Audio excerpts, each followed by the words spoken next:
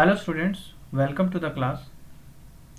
Today we will continue from our last lecture of criminal codes. We have covered so far chapter 2, chapter 3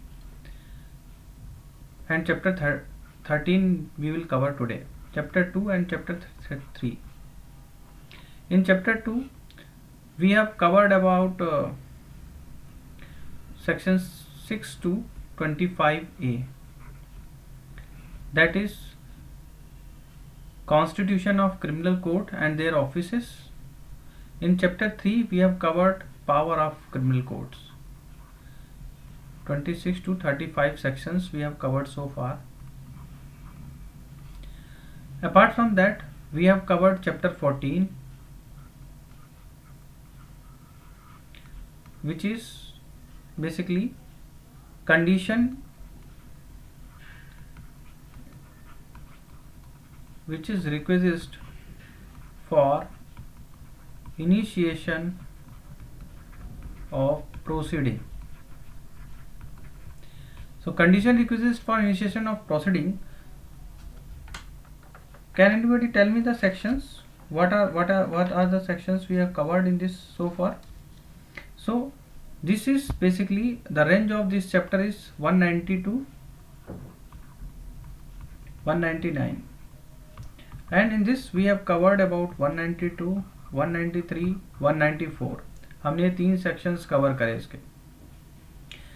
192 में क्या कहा गया था कि केस को कमिट किया गया है किसी भी कोर्ट को या फिर क्रिमिनल कोर्ट को, राइट. सेशन कोर्ट को कमिट किया गया है या किसी भी कोर्ट को कमिट किया गया है केस को. सेक्शन 193 कहता है कि क्रिमिनल कोर्ट किसी भी मैटर को तब तक नहीं सुनेगा जब तक कि केस उसे कमिट नहीं किया जाता है, until unless there is any special provisions for doing so. यहाँ पे चैप्टर 16 में सेक्शन 209 है. 16 क्या है? Commencement of proceeding before the magistrate. Magistrate के समक्ष कार्रवाई का किया जाना. और इसमें हमने इसमें टोटल सेक्शन 204 से लेके 2010 तक है. रोज ऐसे ही मैं सेक्शन आपको रिमाइंड कराऊंगा. जितने सेक्शन मैंने पढ़ा दिए वो सारे रिमाइंड कराऊंगा. देखो मैंने chapter 2 section 6 to 25A, chapter 3 26 to 35, chapter 14 condition requisites for initiation of proceeding, section 192 section 190 से लेके 199, जिसमें 192 193 हमने कवर कर लिया, 194 हमने कवर किया था. चैप्टर 16 में इसकी लिंकिंग बताई थी सेक्शन 209 के साथ. इसके अलावा हमने बताया था ट्रांसफर के केस में. तो ट्रांसफर के केस में क्या होता है? Before trial, during trial. Transfer कितनी सिचुएशन बताई थी ट्रांसफर की बताई थी ड्यूरिंग ट्रायल, बिफोर ट्रायल. तो बिफोर ट्रायल में ट्रांसफर कब होता है? बिफोर ट्रायल में ट्रांसफर कब होता है? 2 केस, चैप्टर 14 और चैप्टर 16. चैप्टर 14 में क्या? सेक्शन 192 और इसकी लिंकिंग किसके साथ बताई थी? 193 के साथ और 194 के साथ. चैप्टर 16 सेक्शन 209 ये हमने बताया था कि बिफोर ट्रायल के संबंध में, राइट. बिफोर ट्रायल के संबंध में हमने ये लिंकिंग समझाई थी आपको. इसके अलावा during the trial, during trial linking कब होगी बताइए. ड्यूरिंग ट्रायल लिंकिंग मैंने बताई थी आपको. कब होगी ड्यूरिंग द ट्रायल? ट्रायल के दौरान 322 सेक्शन से लेकर 325 के तहत मामले एक कोर्ट से दूसरे कोर्ट को ट्रांसफर किए जाते हैं.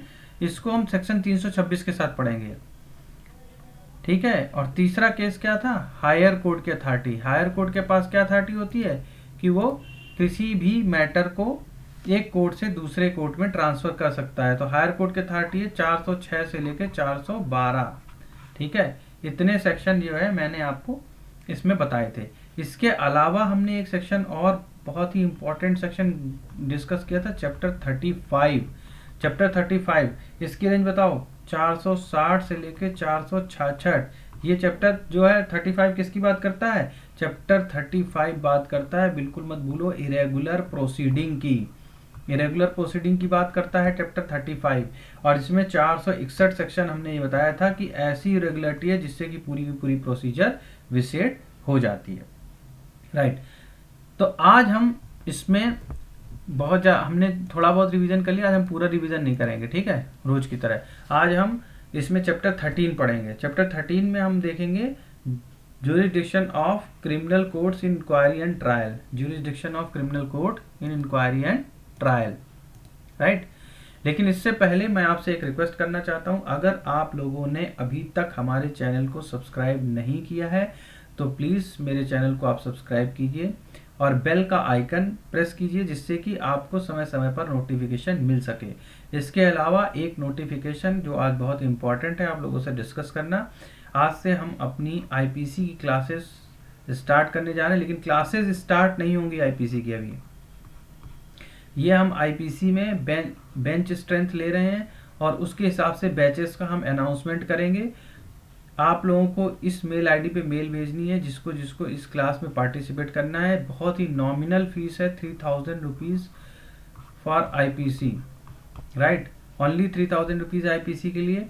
और ये मैंने गूगल क्लासरूम का लिंक दिया हुआ है। लेकिन अभी आपको फी पेमेंट कुछ भी नहीं करना है, अभी आपको जस्ट अपने नॉमिनेशन भेजने हैं। उन नॉमिनेशन के हिसाब से मैं सब आप लोगों को रजिस्ट्रेशन फॉर्म भेजूंगा, उसमें आपकी एक आईडी लगेगी और रजिस्ट्रेशन फॉर्म, और 3000 रुपीज़ पेमेंट हो जाएगी आपकी। तो आप उस बैचेस का अनाउंसमेंट कर दूंगा, क्लासेस में एनरोलमेंट के हिसाब से बैच डिवाइड कर दूंगा, और जिस भी बैच में मैक्सिमम स्ट्रेंथ जो होगी वो 15 to 20 पीपल होगी। उससे ज़्यादा मैं एक बैच में 15 to 20 के स्ट्रेंथ से ज़्यादा एक बैच में लोग नहीं होंगे, ताकि आप लोगों की क्वेरीज को इजीली मैं रिजॉल्व कर सकूं। तो बहुत ही इम्पॉर्टेंट है, आप लोगों का आईपीसी में अगर एनरोलमेंट करते हैं तो ये बहुत आपके लिए बेनिफिशियल होगा। बाकी मैं यूट्यूब में तो क्लासेस ले ही रहा हूँ सीआरपीसी की, राइट। तो जिन्हें अगर कोई, वैसे तो इतना ज़्यादा मिनिमल चार्जेस है कि सारे लोग अफोर्ड कर सकते हैं इसको, राइट। तो ये बहुत ही मिनिमल चार्जेस में मैंने ये आईपीसी का लेक्चर सीरीज स्टार्ट किया। इसके अलावा किसी को अगर ड्राफ्टिंग प्लीडिंग अकेले सीखने के वो 3-3 हज़ार रुपये पे कर देते हैं, राइट। लेकिन ड्राफ्टिंग और प्लीडिंग का भी मैं एक अलग से सेक्शन लूँगा जब मैं सीपीसी पढ़ाऊँगा। When I will start the CPC, तब मैं ड्राफ्टिंग और प्लीडिंग के सेशन स्टार्ट करूँगा इसमें, कि ड्राफ्टिंग क्या होती है, प्लीडिंग क्या होती है, सेक्शंस क्या हैं, ऑर्डर्स क्या हैं, राइट। तो ये सारी क्लासेस मैं जब मैं सीपीसी पढ़ाऊँगा तब मैं इन सब चीज़ों के बारे में बताऊँगा, डिस्कस करूँगा। अभी के लिए अगर आप लोगों ने अभी तक हमारा चैनल सब्सक्राइब नहीं किया है तो प्लीज़ मेरे चैनल को आप सब्सक्राइब कर लीजिए और बेल का आइकन प्रेस कर दीजिए, जिससे आपको सारी क्लासेस के नोटिफिकेशन टाइम से मिल सकें, राइट। काफ़ी ज़्यादा मेहनत होती है सारे लेक्चर्स को प्रिपेयर करने के लिए, और इन सारे लेक्चर्स में आप लोगों के पार्टिसिपेशन ही एक तरह से हमारा काफ़ी मोटिवेशन हमारे लिए होता है। और अगर आपने अच्छे से पार्टिसिपेट किया है, हमारे सारे लेक्चर सीरीज पे आप ध्यान दे रहे हैं, then it is motivation for us to become more effective on our YouTube channel as well. हम इसको यूट्यूब चैनल को और ज़्यादा इफेक्टिव बनाएंगे और आप सब लोगों को काफ़ी ईजिली काफ़ी अच्छा कंटेंट हम प्रोवाइड करेंगे। तो प्लीज़ सपोर्ट अस। एंड अगर आपने हमारे चैनल को अभी सब्सक्राइब नहीं किया है तो अभी आप सबसे पहले हमारा चैनल सब्सक्राइब कीजिए।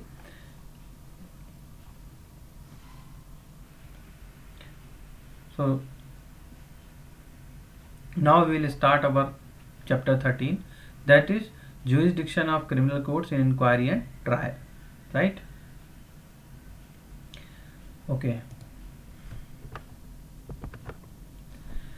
So chapter 13 स्टार्ट करने से पहले मैं बताना चाहता हूँ इसमें जो टोटल सेक्शंस हैं वो है 177 से लेके 189 तक। अब देखो, आपको बिना बेयर एक्ट के मैं आपको बड़े इजीली ये सेक्शन समझाता हूँ कि क्या क्या इन सेक्शंस में है और ये ज्यूरिसडिक्शन ऑफ क्रिमिनल कोर्ट्स क्या क्या कवर करता है।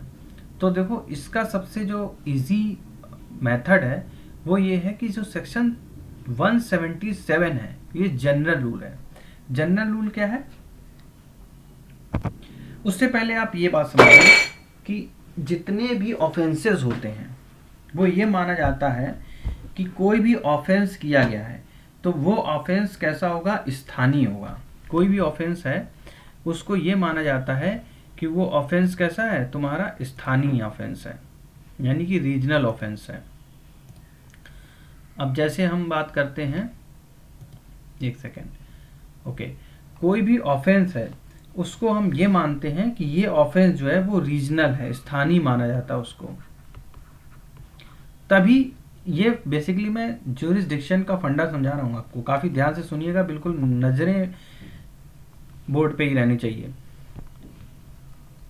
सारे अपराध, ये माना गया कि जितने भी अपराध होते हैं वो स्थानीय होते हैं, अतः उनका जो ट्रायल है, hence the trial of that particular offences, उनका ट्रायल भी उसी जगह पर किया जाना चाहिए जहां पर अपराध किया गया है। ये बेसिक फंडा है कि जितने भी ऑफेंस हो गए वो सारे रीजनल माने जाते हैं, और इसलिए उनका जो ट्रायल होगा वो भी ऐसे स्थान पर किया जाना चाहिए जहां पर ऑफेंस कमिट हुआ है, जहाँ पे ऑफेंस क्या हुआ है, कमिट हुआ है।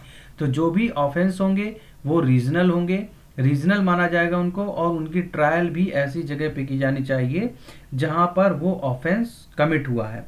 ये इंटरनेशनल लॉ में भी ये बात कही है कि यदि अपराध किसी विदेशी नागरिक के द्वारा किया गया है तो वो भी स्थानीय होता है, और इसका जो सेक्शन 177 जो है, यानी जहाँ पे जिस लोकल एरिया में वो अपराध हुआ है उस वहाँ का कोर्ट ही उस मैटर को उसका उसका जो जुरिस्डिक्शन होगा कोर्ट का, वो उस मैटर को सुन सकता है, राइट।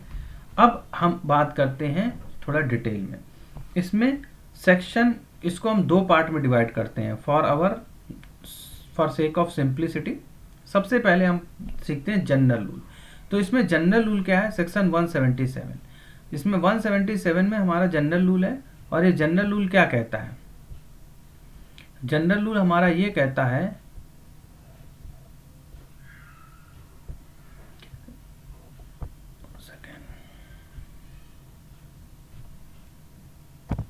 सेक्शन 177 है हमारा जनरल रूल। ये जनरल रूल हमारा ये कहता है कि किसके लोकल जुरिडिक्शन में ऑफेंस हुआ है, लोकल जुरिडिक्शन की बात करता है, local jurisdiction where offence happened, जहां पर ऑफेंस हुआ है उसके लोकल जुरिडिक्शन की बात करता है सेक्शन 177। एक मामले में अगर दो या अधिक न्यायालयों का क्षेत्राधिकार है तो इस सिचुएशन में किसी भी न्यायालय के द्वारा उसका ट्रायल किया जा सकता है। अब आप कह दो सर कि अगर एक ऐसा मैटर है जिसको दो कोर्ट, जहाँ पे जिसकी जुरिस्डिक्शन दो कोर्ट, मान लो एग्जाम्पल से समझाता हूँ इसको, सपोज स्मगलिंग का माल गुजर रहा है कहीं से, ठीक है, स्मगलिंग का माल गुजर रहा है, तो इस एरिया से होके जिस कोर्ट से हो करके तो स्मगलिंग इस हुई है इस एरिया में, तो यानी कि ज्यूरिसडिक्शन किस कोर्ट के पास है, इस कोर्ट के पास है। लेकिन अगर उस स्मगलिंग का माल इस एरिया से होकर भी गुजरता है तो उस कोर्ट के पास भी उसका ज्यूरिसडिक्शन होगा उस मैटर को सुनने का। यानी कि जहां पर ऐसे मैटर जहां पे दो या अधिक न्यायालयों के ज्यूरिसडिक्शन में हो कोई ऑफेंस कमिट होता है तो उस सिचुएशन में वो किसी भी न्यायालय के द्वारा उसका ट्रायल किया जा सकता है, यानी उसका ट्रायल ये वाला भी कोर्ट कर सकता है और उसका ट्रायल ये वाला भी कोर्ट कर सकता है। तो ये बिल्कुल 177 लोकल ज्यूरिसडिक्शन की बात करता है कि जहाँ पे ऑफेंस हुआ है उसके लोकल ज्यूरिसडिक्शन की बात 177 करता है, ठीक है, within which local jurisdiction offence has been committed. अब इसमें देखिए इसके दो पार्ट, अगर हम इसके अलावा जो है जितने हैं सेक्शंस वो या तो एक्सेप्शंस में आते हैं या एडिशंस में आते हैं। अब इनको हम कैटेगराइज कर लेते हैं दो पोर्शन में, एक तो हम कोर्ट वाइज कैटेगराइज कर लेते हैं और दूसरा हम कैटेगराइज कर लेते हैं ऑफेंस वाइज। तो कोर्ट वाइज और ऑफेंस वाइज कैटेगराइज करेंगे तो हमारे पास जो कोर्ट वाइज कैटेगरी होगी उसमें सेक्शन आएंगे सेक्शन 178। कोर्ट वाइज जो हम कैटेगराइज करेंगे, कोर्ट वाइज जब हम कैटेगराइज करेंगे इसको तो हमारे कौन कौन से सेक्शन आएंगे, सेक्शन आएगा 178। देखो हमने दो पार्ट में इसको डिवाइड कर दिया, एक तो हो गया हमारा कोर्ट और दूसरा हो गया ऑफेंस। कोर्ट वाइज मतलब ज्यूरिसडिक्शन के क्षेत्राधिकार के हिसाब से, तो इसमें जो कोर्ट वाइज कैटेगरी से कैटेगराइज करेंगे तो उसमें सेक्शन 178 पढ़ेंगे, 179 पढ़ेंगे, 180 पढ़ेंगे, 183 पढ़ेंगे, 184 पढ़ेंगे। ठीक है, ये हो गया हमारा कोर्ट वाइज कैटेगराइजेशन। इसके बाद अलावा हमारा ऑफेंस वाइज कैटेगराइजेशन है 181 और 182, राइट। तो इस तरह से कोर्ट वाइज कैटेगराइजेशन में हमारे कौन कौन से सेक्शन होंगे, 178, 179, 180, 183, 184। ऑफेंस वाइज इसका हम डिवीजन करेंगे तो 181 और 182 टू सेक्शंस हमारे ऐसे हैं जिसमें ऑफेंस वाइज ज्यूरिसडिक्शन तय होता है। अब सबसे पहले आ जाते हैं सेक्शन 128 में, सॉरी 178 में। 178 सेक्शन जो है बहुत इंपॉर्टेंट है और इसमें हमने इसको 4 सब सेक्शंस में डिवाइड कर रखा है। ठीक है, सेक्शन 178 बात करता है place of inquiry and trial की। सेक्शन 178 कहता है place of inquiry and trial,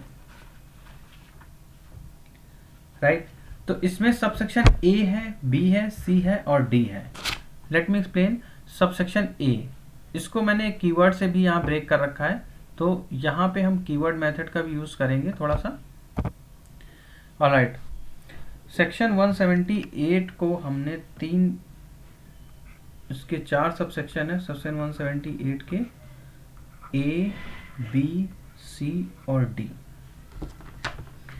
section 178 ये कहता है place of inquiry and trial.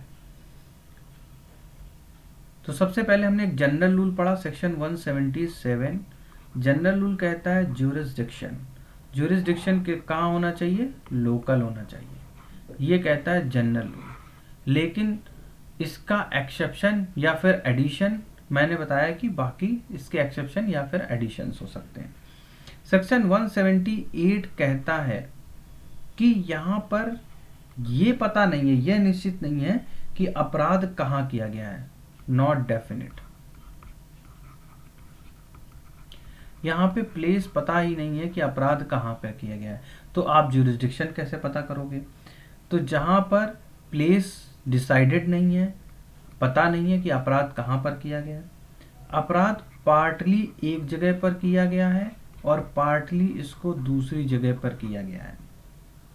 अपराध पार्टली एक स्थान पर किया गया है तथा पार्टली ये दूसरे स्थान पर किया गया है। एक ही अपराध अलग अलग जगह पर हो रहा है, जैसे कि धूम पिक्चर में आपने देखा था, धूम में देखा था कि कहीं पे वो ट्रेस करता है कि इस जगह पे ऑफेंस हुआ, चोरी हो गई, उसी पैटर्न पे चोरी दूसरी जगह पे हो गई, उसी पैटर्न पे चोरी तीसरी जगह पे हो गई। तो ये पार्ट, या फिर इस जगह पे उसने चोरी का प्लान बनाया, यहाँ पे उसने ट्रेस की और यहाँ पे उसने चोरी कर ली। तो यहाँ पे ऑफेंस तीनों जगह पे हो रहा है, पार्टली पार्टली। यहाँ पे प्लानिंग का ऑफेंस करा जा रहा है, यहाँ पे ग्रुपिंग हो रही है कैसे चोरी की जाएगी, और यहाँ पे सीधा ऑफेंस को अंजाम दिया जा रहा है, या यहाँ पे कुछ ऑफेंस किया गया और बाकी फिर यहाँ पे ऑफेंस किया गया। तो पार्टली पार्टली हो रहा है, यानी डेफिनेट नहीं है कोई अपराध जो एक स्थान पे आंशिक रूप से हो रहा है और दूसरे स्थान पर आंशिक रूप से हो रहा है। थर्ड कंडीशन है जब कंटिन्यूएंस में हो रहा है अपराध, कंटिन्यूएंस, अपराध कंटिन्यूएंस में हो रहा है। तो यहाँ पर क्या है कि अपराध कंटिन्यू हो रहा है, जारी है अपराध, मतलब कि रुक नहीं रहा है, कंटिन्यू हो रहा है। अभी एक प्लेस पे हो गया, फिर दूसरे प्लेस पे हो गया, फिर तीसरे प्लेस पे हो गया, इस तरह से अपराध कंटिन्यू में जारी है। और फोर्थ कह रहा है कि जहाँ पर कई जगह पे ऑफेंस तो कई जगह पे हो रहा है, ऑफेंस जो है वो डिफरेंट प्लेसेस पे हो रहा है, डिफरेंट प्लेसेस पे हो रहा है, और अलग अलग अपराध मिलकर के एक पूरा बनता है अपराध। ठीक है, जहां पर भिन्न भिन्न स्थानों पर किया गया अपराध एक बनता है। इसका सबसे बेस्ट एग्जांपल है इंडियन एविडेंस एक्ट का section 6B। Indian evidence act का सेक्शन 6 कहता है relevancy of fact forming part of same transaction. Same transaction की बात करता है, सेम ट्रांजैक्शन, जैसे कि relevancy of fact forming part of the same transactions, एक ही ट्रांजैक्शंस के भाग होने वाले जितने भी फैक्ट हैं वो सारे रेलेवेंट माने जाएंगे। जैसे कि वैगिंग वार, जैसे कि आप सशस्त्र विद्रोह जो होता है, सशस्त्र विद्रोह होता है, इसमें क्या हो रहा है कि property has to be destroyed. उनका एम क्या है कि प्रॉपर्टी को, संपत्ति को डिस्ट्रॉय किया जाए, प्रॉपर्टी को नष्ट कर दिया जाए। दूसरा क्या है तुम्हारा, ट्रूप्स पे आक्रमण किया जाए, सेना पर आक्रमण की करना।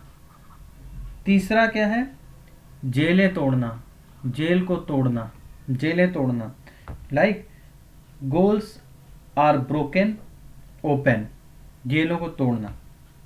ठीक है, तो ये जो है ट्रांजेक्शन्स जो है वो एक दूसरे से similar transaction, part of the same transaction, चाहे वो प्रॉपर्टी के डिस्ट्रॉय किया जाना हो, चाहे वो ट्रूप्स पे अटैक किया जाना हो, चाहे या फिर जेलों का तोड़ना हो, ये सिमिलर पार्ट, सिमिलर ट्रांजेक्शन का एक हिस्सा है।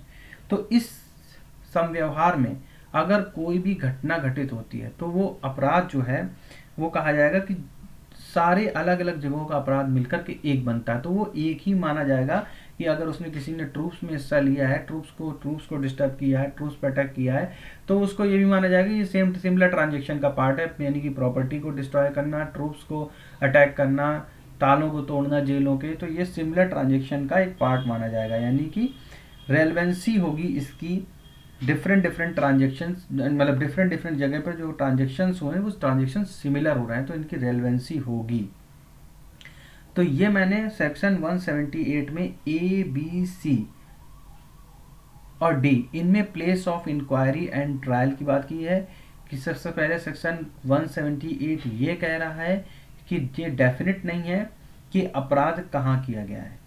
इसके बाद सेक्शन बी कह रहा है कि पार्टली एक जगह पे किया गया, पार्टली दूसरी जगह पे किया गया है। सेक्शन मतलब सब सेक्शन 3 कह रहा है कि अपराध कंटिन्यू है, और सब सेक्शन 4 कह रहा है कि डिफरेंट डिफरेंट जगह पे जो सिमिलर ट्रांजेक्शन्स हो रहे हैं वो सिमिलर ट्रांजेक्शन का पार्ट है, राइट। तो इसमें आपको कहीं पे भी बेयर एक्ट भी उठाइए तो सेम यही लैंग्वेज लिखी हुई है, मैं आपको पढ़ देता हूँ। प्लेसेस फॉर इंक्वायरी और trial when it is uncertain in which of several local areas an offense was committed, place of inquiry and trial जहां पर यह निश्चित नहीं है कि किस स्थानीय क्षेत्र में वो अपराध किया गया है। when an offense is committed partly in one local area and partly in another local area, when third subsection कह रहा है when an offense is continue to be committed in more local areas than one, and subsection D कह रहा है when it is consist of several acts done in different local areas, it may be inquired into or tried by the court having jurisdiction over any of such local area, right। तो इसमें से किसी भी local area में जिसके पास उसका jurisdiction होगा वो उसको ट्रायल कर सकता है। So section 178 is very simple, आप लोगों को समझ में आई होप आ गया होगा। अब हम बात करते हैं सेक्शन 179 की। सेक्शन 179 देखो, अब इसमें कीवर्ड आप पकड़ लो क्योंकि कीवर्ड ही मेन है इसमें। आपको पूरा वैसे आप बेयर एक्ट से पढ़ना चाहो पढ़ लो अपनी संतुष्टि के लिए, अदरवाइज कीवर्ड है वो कीवर्ड जो मैं बता रहा हूँ वो कीवर्ड एज इट इज आप उसके बारे में थोड़ा सा फोकस रखो ताकि आपको एग्जाम में कोई कंफ्यूजन ना रहे, राइट। सेक्शन 177 जनरल रूल है, वो बताता है कि within which local jurisdiction offence has been committed. Section 178 A B C D. Section 178 बताता है place of inquiry and trial. A कहता है जब यह निश्चित नहीं है कि अपराध कहाँ किया गया है। सबसेक्शन बी कहता है पार्टली एक जगह पार्टली किया गया, पार्टली दूसरी जगह किया गया। सबसेक्शन 3 कहता है कंटिन्यूअस में हो रहा है। सबसेक्शन 4 कहता है कि सिमिलर ट्रांजेक्शन का हिस्सा है। इसका एग्जाम्पल मैंने बताया इंडियन एविडेंस एक्ट का सेक्शन 6, जहाँ पे relevancy of fact farming part of same transaction, एक ही ट्रांजेक्शन्स के भाग होने वाले जितने भी फैक्ट्स हैं उनकी रेलेवेंसी के बारे में बात करता है, जैसे कि प्रॉपर्टी डिस्ट्रॉय किया जाना, ट्रूप्स पे अटैक किया जाना, तालों को तोड़ना जेल के, तो ये सब सिमिलर ट्रांजेक्शन्स के पार्ट हैं और इनके ऑकरेंस में जो भी फैक्ट होंगे वो सिमिलर ट्रांजेक्शन्स के पार्ट माने जाएंगे और वो रेलेवेंट होंगे, ठीक है।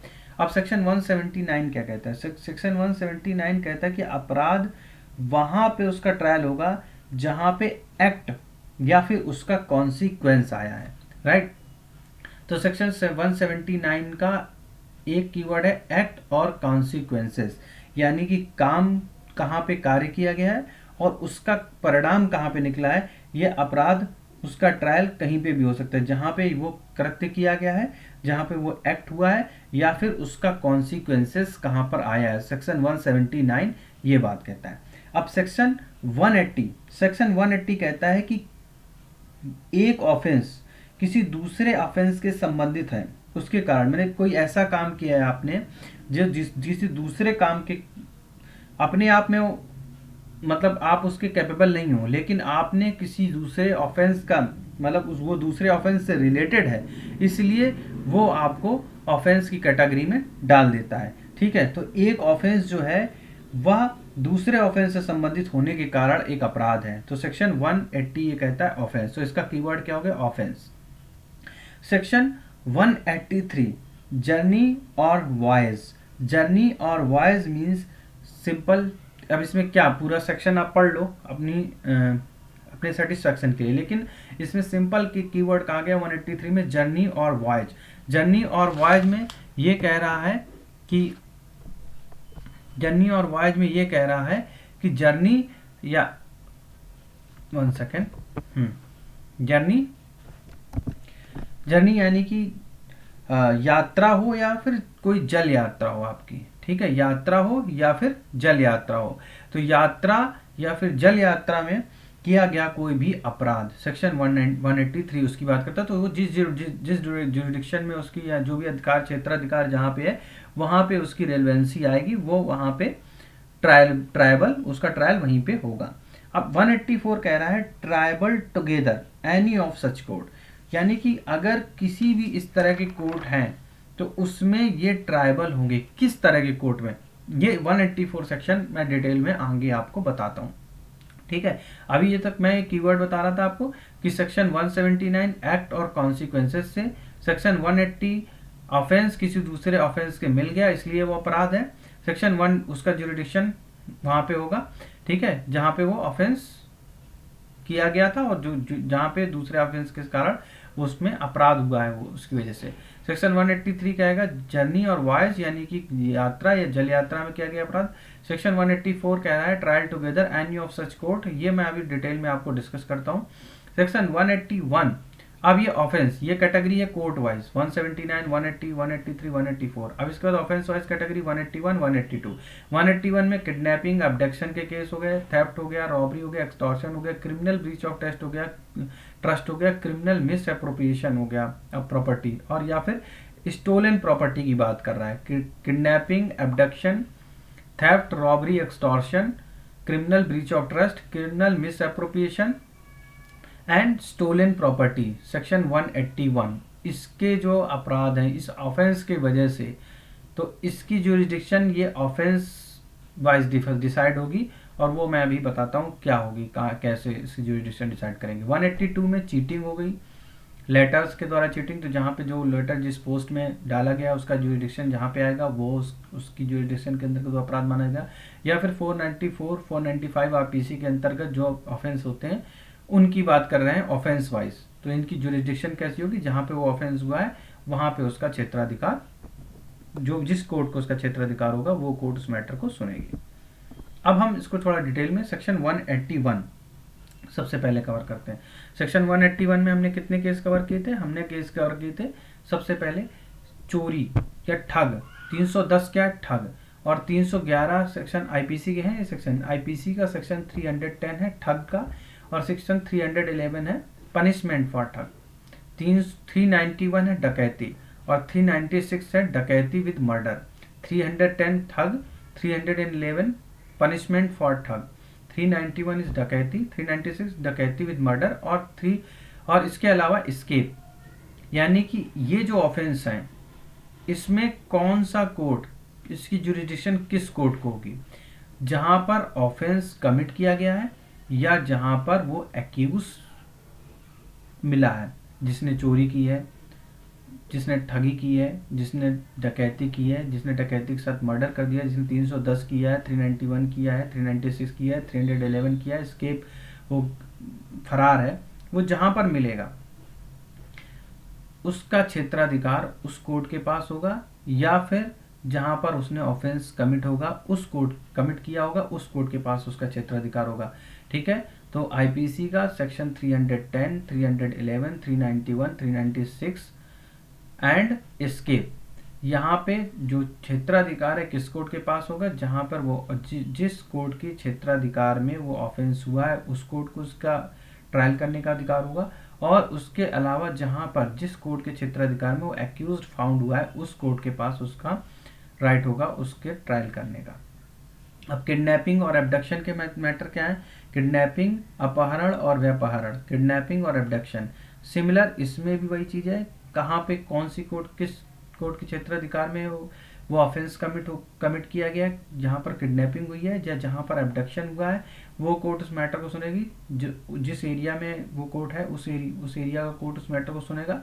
या फिर किडनैप पर्सन ने किसी व्यक्ति को कहाँ कन्वे कर रखा है, ठीक है, जहाँ पर अपहृत व्यक्ति को ले जाया गया है, या फिर कंसील छुपा कर रखा गया है, या फिर डिटेन करके रखा गया है किसी व्यक्ति को, वहां के क्षेत्राधिकार की कोर्ट उस मैटर को सुनेगी। ठीक है, समझ में आया? किडनैपिंग एब्डक्शन में कौन सी कोर्ट सुनेगी? जहां पर ऑफेंस कमिट हुआ है, या फिर किडनैप व्यक्ति कन्वे किया गया, कंसील किया गया, डिटेन किया गया, वो कोर्ट उस मैटर को सुनेगी। अब बात करते हैं थेफ्ट की, एक्सटॉर्शन की, रॉबरी की, क्रिमिनल ब्रीच ऑफ ट्रस्ट की, क्रिमिनल मिस एप्रोप्रिएशन की and receiving of stolen property. Right, इसमें जो कौन सी कोर्ट होगी? वो कोर्ट जहां पर ऑफेंस कमिट हुआ है और उसके अलावा जहां जिसके पोजीशन, जहां पे पोजीशन रिसीव हुआ है और जहां पर ऑफेंस हुआ है, ऑफेंडर पाया गया कि इसने यहाँ पे ऑफेंस पाया गया है, कि ऑफेंस यहाँ पे पाया गया है, या फिर प्रॉपर्टी जहां पर रिटेन की गई है, कहीं प्रॉपर्टी रखी गई, वो प्रॉपर्टी जहां पर रिटेन हुई है उस जगह जिस कोर्ट के क्षेत्राधिकार होगा वो कोर्ट उस मैटर को सुनेगी। Section 181 place of trial in case of certain offences, 310 का ऑफेंस, 311 का ऑफेंस, 391 का ऑफेंस, 396 का ऑफेंस और एस्केप का ऑफेंस। कौन सी कोर्ट मैटर सुनेगी? जहां पे ऑफेंस हुआ है या फिर जहां पर एक्यूज्ड पाया गया है। किडनैपिंग, एब्डक्शन कौन सी कोर्ट सुनेगी? जहां पर ऑफेंस कमिट हुआ है या फिर किडनैप पर्सन को ले जाया गया है, कन्वे किया गया है, कंसील किया गया है, डिटेन किया गया है। Theft, extortion, robbery, criminal misappropriation, criminal breach of trust, receiving stolen property कौन सा कोर्ट सुनेगा? जहां पर उस ऑफेंस को कमिट किया गया है या फिर जहां जिसके पोजीशन में वो प्रॉपर्टी रिसीव हुई है, ऑफेंस किया गया है या फिर प्रॉपर्टी रिटेन की गई है। ऑलराइट, 181 आई गेस सबको समझ में आ गया होगा। Section 182 offence committed by letter ETC, letter या किसी अन्य माध्यम से, पत्राचार के माध्यम से कोई ऑफेंस हुआ था जहां पर लेटर के द्वारा अपराध किया गया हो, किसी भी पत्रों के द्वारा अपराध किए जाते हैं, तो ऐसे अपराधों का ट्रायल उस न्यायालय में किया जाता है। उसका ट्रायल ऐसे न्यायालय में किया जाएगा जिसके लोकल ज्यूरिडिक्शन में वो पत्र लिखा गया है, जहां जिसके लोकल ज्यूरिडिक्शन में वो लेटर लिखा गया है। कहाँ पे? जिसके लोकल ज्यूरिडिक्शन में वो लेटर लिखा गया है। जिसके क्षेत्राधिकार में ऐसे पत्र या संदेश को या तो भेजा गया है या ऐसे पत्र के संदर्भ में यदि संपत्ति प्रदान की गई है तो उस स्थान पर जहां पर संपत्ति प्रदान की गई है वहां भी वो भी ज्यूरिडिक्शन का क्षेत्र हो जाएगा। तो ये देखो प्री का एक क्वेश्चन बन सकता है इसमें बहुत अच्छा, कि लोकल ज्यूरिडिक्शन अगर कम्युनिकेशन लेटर के माध्यम से हुआ है तो कहाँ पे हो सकता है? तो अगर ये क्वेश्चन आया कि उसका जो ट्रायल है वो ऐसे कोर्ट के द्वारा किया जाएगा जहां पर वो पत्र लिखा गया है या फिर जिस पोस्ट ऑफिस से वो लेटर पोस्ट किया गया है। यदि संपत्ति के प्रदान करने का मामला है, संपत्ति दी गई है ऐसे माध्यम से, तो उस स्थान पर जहां पर संपत्ति दी गई है वो जगह ज्यूरिडिक्शन में आएगी। अब हम सेक्शन 184 की बात करते हैं, places of trial for offences. Section 184 कहता है places of trial for offences which are triable together, right? offenses which are triable together, उनकी ट्रायल कहाँ पर होगी? ऐसे अपराध जो एक साथ किए गए हैं उनकी ट्रायल कहाँ पर होगी। इस सेक्शन पे जाने से पहले मैं आपको चैप्टर 17 जो है चार्जेस, इसका थोड़ा सा बैकग्राउंड बताना चाहता हूँ। देखो, चार्जेस को हम दो पार्ट में डिवाइड कर सकते हैं। चार्जेस जो है हमारा चैप्टर 17 है, और चैप्टर 17 की रेंज जो है 211 से लेकर 224 है। इसको फर्दर हम दो पार्ट में तोड़ लेते हैं। एक तो है चार्ज फ्रेमिंग। चार्ज फ्रेमिंग वाला पार्ट ये है तुम्हारा charge framing, right. This one is charge framing and this one is basically jointer of charges. 218 से लेकर 224। तो चार्ज फ्रेमिंग 211 से लेकर 217 सेक्शन है, और चार्ज जॉइंटर ऑफ चार्जेस 218 से लेकर 224 तक है हमारा, राइट। इसमें जो है 218 जो सेक्शन है वो बात करता है charges are separate for different offences. अगर अलग अलग ऑफेंस हैं तो उनके चार्जेस भी अलग अलग होंगे। अगर किसी व्यक्ति ने अलग अलग ऑफेंस किए हैं तो उसके ऊपर चार्जेस भी जो है वो भी सेपरेट होंगे। ऑफेंसेस सेपरेट है, चार्जेस भी सेपरेट होंगे। ये बात करता है 218। अब इसके बारे में एक सेवरल ऑफेंसेस यानी कि अलग अलग ऑफेंसेस हैं, और एक है तुम्हारा सेवरल पर्सन्स यानी कि व्यक्ति भी अलग अलग हैं। तो अब इसमें जो है सेवरल ऑफेंसेस की बात जो है 218 करता है, 220 करता है, 219 करता है, 221 करता है। और सेवरल पर्सन्स जो हैं वो सेक्शन 223 की बात करता है। अब इसमें क्या है कि अगर कोई ऑफेंस जो है एक्स ने कोई ऑफेंस करी है, ए बी सी, ये तीन ऑफेंस जो एक्स के द्वारा चोरी कर ली, डकैती कर ली, हत्या कर दी, ए बी सी ने तीन ऑफेंस किए। एक्स ने तीन ऑफेंस किए, ए बी सी। वाई ने दो ऑफेंस किए, ए और बी। अब इन दोनों की संलिप्तता, इसकी भी ए और बी में संलिप्तता, इसकी ए और बी में संलिप्तता है, तो इन दोनों को ज्वाइंट ट्रायल किया जा सकता है। तो ज्वाइंट ट्रायल किसके द्वारा किया जा सकता है? एक्यूज्ड के द्वारा। तो यहाँ पे इन दोनों एक्यूज्ड का ज्वाइंट ट्रायल किया जा सकता है। तो इसी की बात करता है सेक्शन हमारा 184 का बी। द ऑफेंसेस और offence committed by several persons are such that they may be charged with and tried together by virtue of provision of sections 223। जो सेक्शन 223 का जो प्रोविजो है, इसका सेक्शन 223 सेवरल पर्सन्स, इसका जो प्रोविजो है इसके आधार पर उनकी ट्रायल जो है वो जॉइंट ट्रायल होगी, क्योंकि इनके ऑफेंसेस जो हैं वो सिमिलर हैं। तो ये दो एक्यूज्ड हैं, इनकी जॉइंट ट्रायल हो सकती है। इसके बारे में बात करता है section 184 sub section B, right. और इसमें क्या 184 ए कहता है कि सेवरल ऑफेंसेस हैं, तो इसमें से किसी ऑफेंस यानी कि एक अगर चार्जेस सेपरेट हैं कि तो हर सेपरेट चार्जेस की separate there are separate charges for separate offences. Different offences उनकी चार्जेस भी सेपरेट होगी। और इसमें 219, 20 और 21 ये कहता है कि अगर सेपरेट चार्जेस हैं तो वो ऑफेंसेस जो है offences committed by any person are such that he may be charged with and tried at one trial for each such offense by virtue of the provision of section 219, 220 and 221। तो यहाँ पे several offences की बात की है, तो उसके हिसाब से उनके ऊपर सेवरल ऑफेंसेस। यहाँ पे सेवरल पर्सन्स हैं, एक व्यक्ति ने एक से ज़्यादा ऑफेंस किए हैं, उस हिसाब से दे आर ट्रायबल, राइट। उनका ट्रायल उसके अकॉर्डिंग सेवरल ऑफेंसेस के अकॉर्डिंग हो रहा है, यहाँ पे सेवरल पर्सन्स। तो ये बहुत सिंपल है, मैंने काफ़ी सिंपल तरीके से आपको समझाया है। 187 सेक्शन 187 कहता है पावर टू इशू समन और warrant for offences committed beyond the local jurisdiction. अब लोकल ज्यूरिडिक्शन नहीं आ रहा है, लोकल ज्यूरिडिक्शन है तो वो कोर्ट संज्ञान लेगी, जिसके क्षेत्राधिकार में वो मैटर आएगा, जिसके ज्यूरिडिक्शन में वो मैटर आएगा, वो कोर्ट उसको संज्ञान में लेगा। लेकिन यहाँ पर लोकल ज्यूरिडिक्शन की बात नहीं की गई है, तो इसमें समन और वारंट ऑफेंसेस के लिए किस कोर्ट के पास पावर होगा टू इशू द समन और warrant for the offences committed beyond the local jurisdiction. Local jurisdiction के बाहर अपराध हुए हैं, यानी कि इसमें किसी व्यक्ति ने कोई अपराध किया गया है और जो मजिस्ट्रेट है उसको लगता है कि किसी व्यक्ति ने अपराध, कोई व्यक्ति है उसने अपराध किया है, किसी व्यक्ति ने कोई अपराध किया है और वो अपराध मजिस्ट्रेट को लगता है कि उसके ज्यूरिसडिक्शन में नहीं है, जो उसके संज्ञान में आया है, किसी व्यक्ति ने उसकी अधिकारता के बाहर, क्षेत्राधिकार उसके बाहर कोई अपराध कर दिया है, या फिर उसको ऐसा लगता है कि ऑफेंस जो है उसके ज्यूरिसडिक्शन पे तो नहीं है लेकिन वो ट्राइबल है इंडिया के अंदर।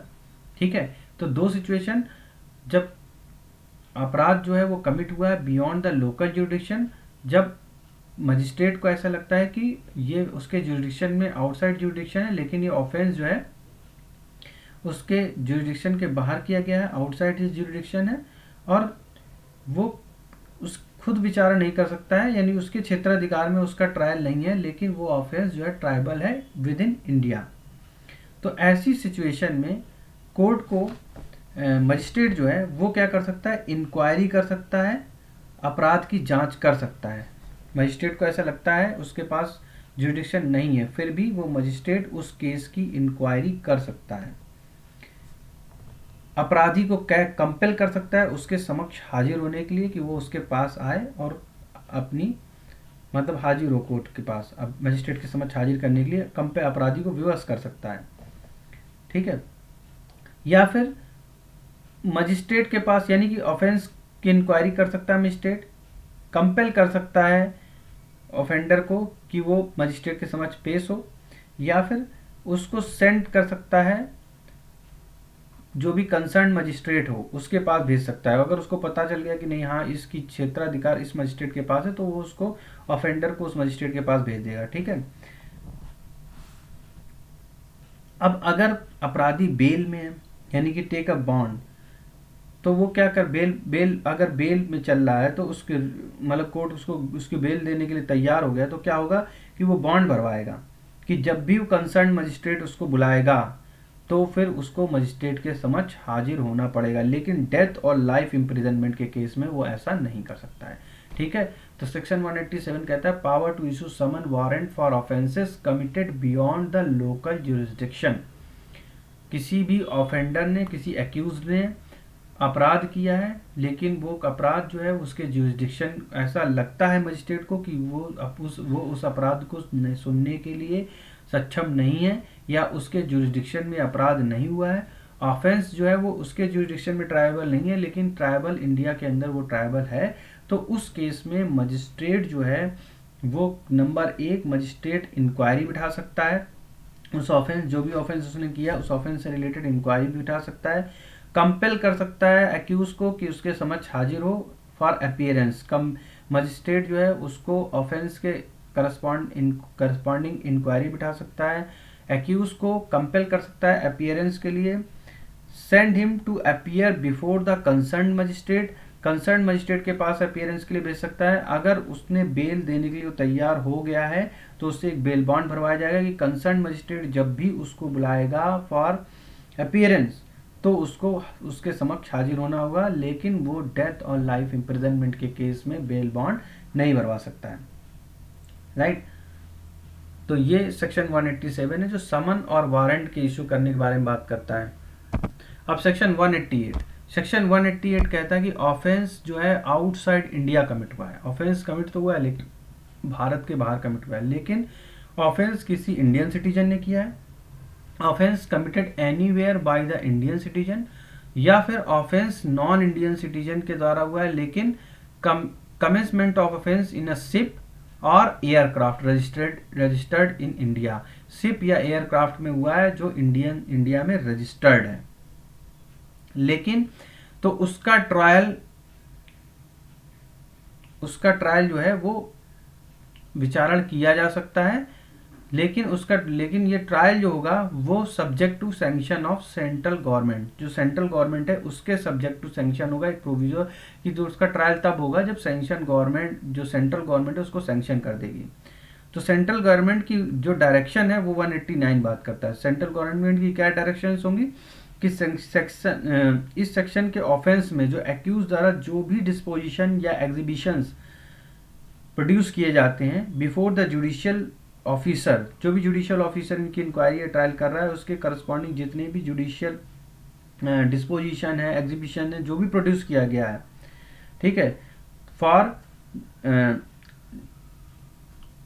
आइदर बाय द टेरिटरी, अगर टेरिटरी में हुआ है तो जुडिशियल मजिस्ट्रेट के समक्ष, या फिर डिप्लोमेट्स के समक्ष उसको हाजिर करने, उस डिप्लोमेट के समक्ष हाजिर हुआ है, या फिर काउंसलर जो है, जो इंडिया भारत के बाहर हुआ है तो भारत के बाहर जो है काउंसलर्स जो होते हैं अलग अलग कंट्रीज में इंडिया को जो रिप्रेजेंट करते हैं वो काउंसलर्स होते हैं। उन काउंसलर्स में का जो रिप्रेजेंटेटिव होता है, उस काउंसलर के रिप्रेजेंटेटिव की जो भी रिपोर्ट होगी उसके आधार पर shall be received as evidence by Indian court holding inquiry and trial.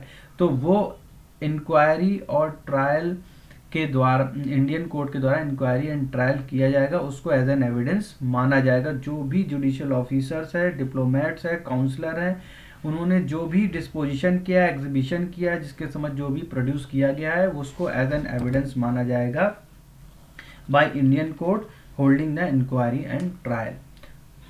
So ये हमारे सेक्शन 177 से लेके 189 ज्यूरिसडिक्शन आज हमने कवर किया। आई होप आप लोगों को समझ में आ गया होगा और अब आपको बिल्कुल भी वरी करने की जरूरत नहीं होगी इसके बारे में। Thanks for watching.